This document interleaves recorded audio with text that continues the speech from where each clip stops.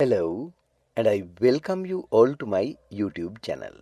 අයිබෝවන් මම ඔබ සැම මගේ YouTube channel එකට සාදරයෙන් පිළිගන්නවා. හොඳයි. ඉතින් ඔන්න අද දවසේදී මම ඔබට තවත් විශේෂ වචනයක් පැහැදිලි කරලා දෙන්නයි යන්නේ.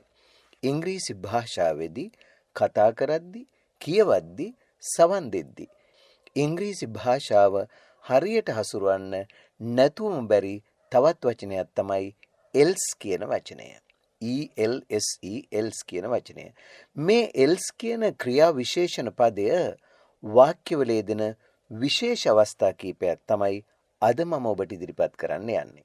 ඉතින් මේ පාඩමත් වෙනද වගේම අවසන් වෙනකම් හොඳින් ශ්‍රවණය කරලා ඉංග්‍රීසි භාෂාව කතා කරද්දිත්, ලියද්දිත්, ඒ වගේම කියවද්දි හෝ ඇහුම්කන් දෙද්දී හරියටම භාෂාව තේරුම් ගන්න else කියන වචනය භාවිත කරන ආකාරය අද පාඩමින් ඉගෙන ගන්න. ඒ වගේම ඔබ තාමත් මගේ channel එක subscribe කරලා නැත්නම් දැම්මම subscribe කරලා මේ වගේ විශේෂ පාඩම් ඉගෙන ගන්න මාත් එක්ක එකතු වෙන්න කියලා මම ඔබෙන් ඉල්ලා සිටිනවා. Welcome to Jayatissa Athaudahetti YouTube channel. හොඳයි. එහෙමනම් අපි එමු අද පාඩමට. ඔව්. මේ else කියන වචනේ යෙදෙන විශේෂ අවස්ථා තමයි අද අපි ඉගෙන ගන්න යන්නේ. බලන්න මුලින්ම when else මේ when කියන ප්‍රශ්න පදයට සමග අපි else දානවා. එතකොට මේන් අදහස් වෙන්නේ වෙන කවදද කියලා. ආයේ වෙන කවදද ඉතින්? අන්න ඒ වගේ අවස්ථාවක්. බලන්න අපි මේ දවස්වල මේ රටේ උද්ගත් වෙලා තියෙන ප්‍රශ්නයත් සමග මට මෙවන් අදහසක් ඔබට කියන්න හිතුණා. When else can we save Sri Lanka, but this time? මේ පාර මිසක් අපට ශ්‍රී ලංකාව බේර ගැනීමට පුළුවන් වෙන්නේ වෙන කවදද? When else can we save Sri Lanka, but this time? මේ පාර මිසක්, ඒ කියන්නේ මේ වාරේ මිසක් අපට ශ්‍රී ලංකාව බේරා ගැනීමට පුළුවන් වෙන කවදද? එහෙමනම් අපි මෙන්න මේ අදහස කියද්දී මේ when කවදද කියන එකනේ. වෙන කවදද කියන්නේ අපි when else කියලා යොදා ගන්නවා. එහෙනම් අපි කියනවා ඒක මේ විදිහට When else can we save Sri Lanka, but this time? when else can we save Sri Lanka but this time?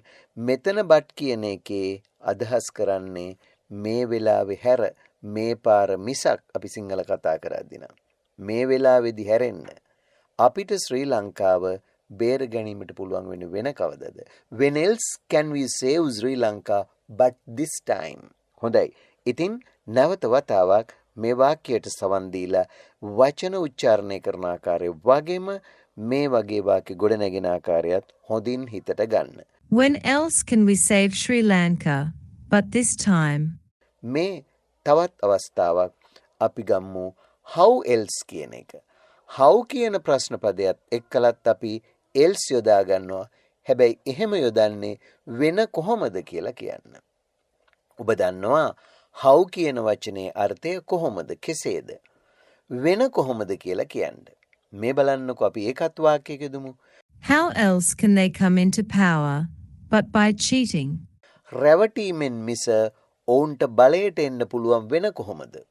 How else can they come into power, but by cheating?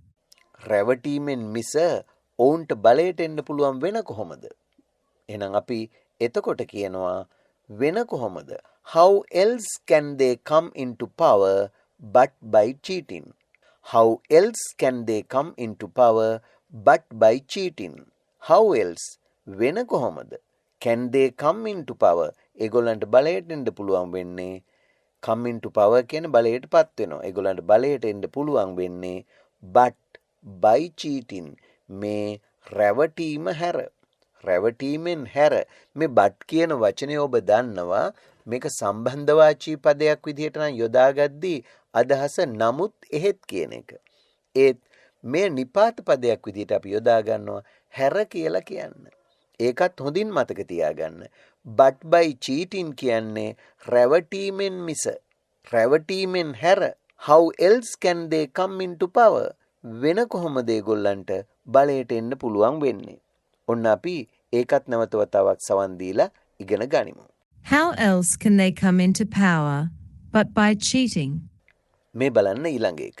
අපි සාමාන්‍ය වාක්‍යයක්. Who else's can this bicycle be? Who else's මෙතන else කියන එකට apostrophe එකක් දාලා වෙන කාගේද කියලා අහන්නයි මේ හදන්නේ. Who else's can this bicycle be? මේ බයිසිකල් එක වෙන කාගේද වෙන්න පුළුවන්. Who else's can this bicycle be? Who else's can this bicycle be? මේ බයිසිකල් එක වෙන කාගේද වෙන්න පුළුවන්. ඔබේ නොවේ නම් මේක වෙන කාගේද වෙන්න පුළුවන්. දැන් අපි සාමාන්‍ය හද්දි නම් අහන්නේ whose bicycle is this? මේ බයිසිකල් එක කාගේද කියලා අහන්නේ whose කියන ප්‍රශ්න පදේ යොදාගෙන whose bicycle is this? මේ බයිසිකල් එක කාගේද? එතකොට උත්තරේ දෙනවා it's not mine. ඒක මගේ නන් නෙමෙයි. එහෙනම් මේ බයිසිකල් එක වෙන කාගේද වෙන්න පුළුවන්. අන්න ඒ වගේ අවස්ථාවක්. Who else's can this bicycle be? මේ බලන්න තවත් එකක්. When else can you meet me? වෙන කවදද? When else? වෙන කවදද ඔබට මාව මුණ ගැසෙන්න පුළුවන්? When else can you meet me? දැන් ඔබට මාව මුණ ගැසෙන්න ඕන වෙනවා. මට ඔබව මුණ ගැසෙන්න ඕනලා මං අහනවා කවදද පුළුවන්? ඔබ කියනවා මට මෙහෙම දවසක් නැහැ නේ. එහෙනම් එදා බැරි නම් වෙන කවදද ඔබට මාව මුණ ගැසෙන්න පුළුවන්? When else can you meet me? When else can you meet me? වෙන කවදද ඔබට මාව මුණ ගැසෙන්න පුළුවන්? When else can you meet me? ඒ වගේ බලන්න තවත් අවස්ථාවක්. How else කියන එක නැවතත් වෙන කොහොමද? How else can we possibly do it? අපිට ඒක කරන්න පුළුවන් වෙන්නේ වෙන කොහොමද? අපිට ඒක කරන්න පුළුවන් වෙන්නේ වෙන කොහොමද? How else can we possibly do it? How else can we possibly do it? නැවතත් සවන් දෙන්න. How else can we possibly do it? How else can we possibly do it? අපිට ඒක කරන්න පුළුවන් වෙන්නේ වෙන කොහොමද? මේ තවත් අවස්ථාවක් who else's කියන එක. බලන්නකෝ වෙන කාගේද? Who else's am I if you say I am not yours? Who else's am I if you say I'm not yours? මම ඔබේ නොවේ යයි ඔබ කියනවා නම් මම වෙන කාගේද? Who else's am I if you say I am not yours? දැන් මම හිතාගෙන ඉන්නේ මම ඔයාගේ කියලා. එහෙම සමහර අවස්ථාවලදී ඔය ආදරවන්තයෝ එහෙම හිතනවනේ. මම ඔයාගේ. I am yours, you are mine. I am yours කියන්නේ මම ඔයාගේ, you are mine කියන්නේ ඔයා මගේ. ඉතින් ඒ වගේ අවස්ථාවකදී අපි අහනවා මම ඔබේ නොවේ යයි ඔබ කියනවා නම් මම වෙන කාගේද? Who else's am I if you say I am not yours? Who else's am I if you say I am not yours? Who else's am I? මම කාගේද වෙන්නේ වෙන කාගේද මම වෙන්නේ if you say ඔයා කියනවා නම් I am not yours මම ඔයාගේ නෙමෙයි කියලා ඔයා කියනවා නම් මම වෙන කාගේද වෙන්නේ? එහෙනම් නැවතත් සවන් දෙන්න ඉංග්‍රීසි වාක්‍යයට. Who else's am I if you say I am not yours? Who else's am I if you say I'm not yours? මේ බලන්න තවත් අවස්ථාවක්. දැන් මෙතන අපි සාමාන්‍ය වාක්‍ය ප්‍රශ්න නෙමෙයි. I think this is someone else's car. මං හිතන්නේ මේක වෙන කාගේ හරි කාර් එකක් කියලයි. I think this is someone else's car. මං හිතන්නේ මේක වෙන කාගේ හරි කාර් එකක් කියලයි. I think this is someone else's car. I think this is someone else's car. I think මම හිතන්නේ this is someone else's car. මම හිතන්නේ මේක වෙන කාගේ හරි කාර් එකක් කියලයි. ඒතර ඒකත් නැවත සවන් දීලා ඉගෙන ගන්න. I think this is someone else's car. ඒ වගේම මේ බලන්න. If you can't find my umbrella, anyone else's will do. ඔයාට මගේ කුඩේ හොයාගන්න බැරි නම් වෙන කාගේ හරි එකක් වුණත් කමක් නැහැ. If you can't find my umbrella, anyone else's will do. ඔයාට මගේ කුඩේ හොයාගන්න බැරි නම් වෙන කාගේ හරි එකක් වුණත් කමක් නැහැ. දැන් මම කියනවා මගේ කුඩේ හොයලා දෙන්නකෝ. අනේ ඔයාගේ කුඩේ හොයාගන්න නැහනේ. ඉතින් ඔයාට මගේ කුඩේ හොයාගන්න බැරි නම් ඔය වෙන කාගේ හරි එකක් වුණත් කමක් නැහැ. අර වෙන කාගේ හරි එකක් වුණත් කියලා කියද්දී anyone else's කියලා කියනවා. එතකොට බලන්න ඉංග්‍රීසියෙන් මේක කියන හැටි. If you can't find my umbrella, anyone else's will do. If you can't find my umbrella, anyone else's will do. වෙන කාගේ හරි එකක් වුණත් ඒකට කමක් නැහැ කියලා කියන්නේ එහෙමයි. If you can't find my umbrella, anyone else's will do. If you can't find my umbrella, anyone else's will do. මේ බලන්න තවත් එකක්. No one else's room has been paid for.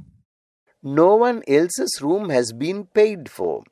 වෙන කාගේවත් කාමරවලට ගෙවලා නැහැ. No one else's room has been paid for. වෙන කාගේවත් කාමරවලට ගෙවලා නැහැ. No one else's room has been paid for. No one else's room has been paid for. නැවතත් බලන්න. වෙන කාගේවත් කාමරවලට ගෙවලා නැහැ. No one else's room has been paid for. No one else's room has been paid for. මේ බලන්න ඊළඟ එක. My glass is full. Everyone else's glass is empty. මගේ වීදුරුව පිරීලා. අන් හැම එක්කෙනාගේම වීදුරු හිස්. මගේ වීදුරුව විතරක් පිරීලා අනිත් ඔක්කොම අයගේ වීදුරු හිස්.